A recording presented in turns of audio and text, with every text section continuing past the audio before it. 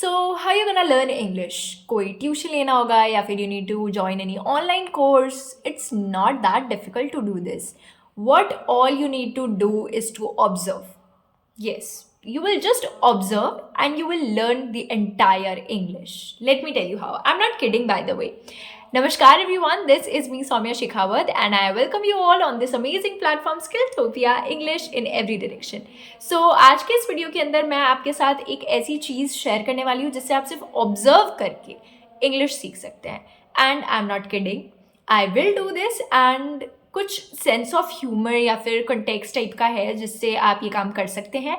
But if you follow this, because मैं आपको यहाँ बता दूंगी you will not follow this, so it's just useless for you. So do follow this regularly in your routine and you will see a very great change in your English. Okay, now without any further ado, let's get into the video.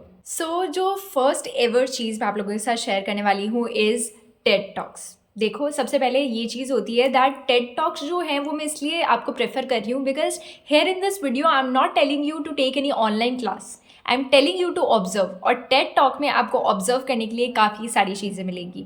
There will be a speaker, he or she will be working, you will observe the way he or she is working, क्योंकि personality भी आपको observe करनी है. Next thing is hand gestures. जब वो कोई चीज़ आपको बता रहे हैं तो उनके हैंड जेस्चर्स, उनके फेशियल एक्सप्रेशंस, ठीक है, उनका टोन, जब वो किसी भी सेंटेंस के अंदर किस तरीके से टोन में बात कर रहे हैं, ठीक है, अलग अलग सेंटेंस के अंदर अलग अलग कॉन्टेक्स्ट होता है तो उनकी अलग अलग टोन होती है. So you need to observe every single detail of it. तो ऐसा नहीं है कि आपको रेगुलरली एक टेड टॉक देखनी है, बिकॉज आई नो आपके पास इतना टाइम नहीं होगा. So for this what you can do is, अगर आपके पास थोड़ा टाइम है, you can do this alternatively. So alternatively आप इसको कैसे करेंगे? You watch a TED talk today, next day आपने स्किप किया and then you are gonna watch a TED talk day after tomorrow, और फिर वापस एक दिन देखा, एक दिन स्किप किया एंड देन देखा.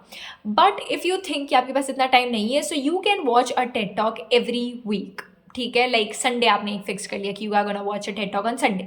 सो डू दिस. ठीक है, एक बार आपने स्टार्ट कर दिया, you need to do this regularly every Sunday, each Sunday. And next जो चीज़ होती है वो काफ़ी लोगों को ये लगता है that the one who speak English fast is a pro. No, a big no to that, because English ना आप धीरे भी बोल सकते हो but you should have all that meaningful context in your speaking.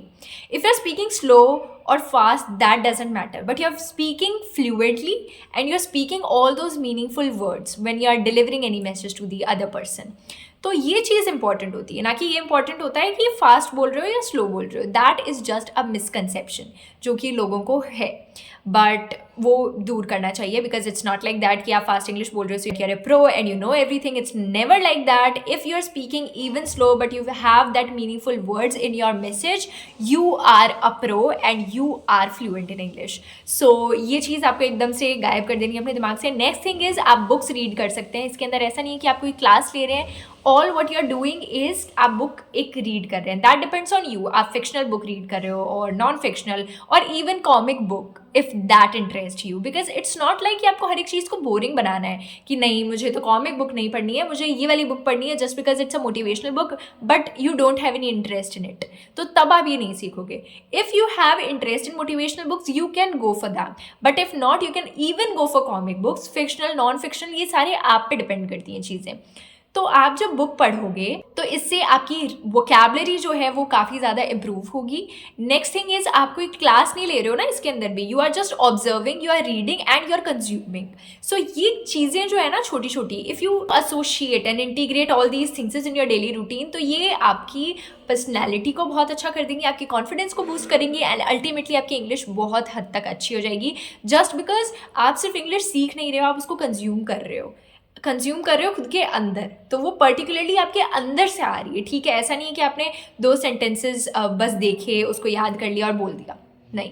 लेकिन प्रोफेशनली और फ्रेंडली आपकी इंग्लिश जो होती है वो कहीं ना कहीं डिफर करती है. सो प्रोफेशनली क्या होता है, अगर आप ऑफिस के अंदर किसी से बात कर रहे हो तो आपका वे ऑफ स्पीकिंग, आपका टोन, आपकी बॉडी लैंग्वेज सब अलग होंगी. And if you are talking to any one of your friend, family, relatives, तो तब आपकी जो way of speaking, personality, body language, gestures, facial expression, tone सब कुछ अलग होगा.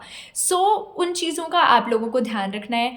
अगर आप पॉडकास्ट देख रहे हो, इंग्लिश पॉडकास्ट, आप कैप्शन ऑन कर सकते हो बिकॉज वो नेटिव स्पीकर जो बात करेंगे, you will not understand that if you are listening them very first time, so तब आप कैप्शंस ऑन कर सकते हो, बट इंग्लिश के अंदर, so that you get to know everything in your mind and very easily. तो ये आप कर सकते हो। और अगर आप अपने फ्रेंड सर्कल में या कहीं इंग्लिश बोलना चाह रहे हो, so what you need to do is आप थोड़े बहुत जोक्स याद कर सकते हो and you can crack that jokes in front of your friends. तो धीरे धीरे ये आपकी हैबिट में इंक्लूड होता जाएगा। तो ये कुछ चीज़ें जो आप कर सकते हैं। सो आज का ये वीडियो काफ़ी यूनिक था, जिसमें मैंने आप लोगों को इंग्लिश लर्न करने के बजाय इंग्लिश कंज्यूम करने के बारे में बताया है। If you still have any doubt, you can just comment down below in the comment section. And if you want to book a session on Skilltopia, a one-on-one session with me, you can just comment down below in the comment section, or you can mail me on this given mail. Till then, keep learning and keep exploring. Bye bye. Thank you.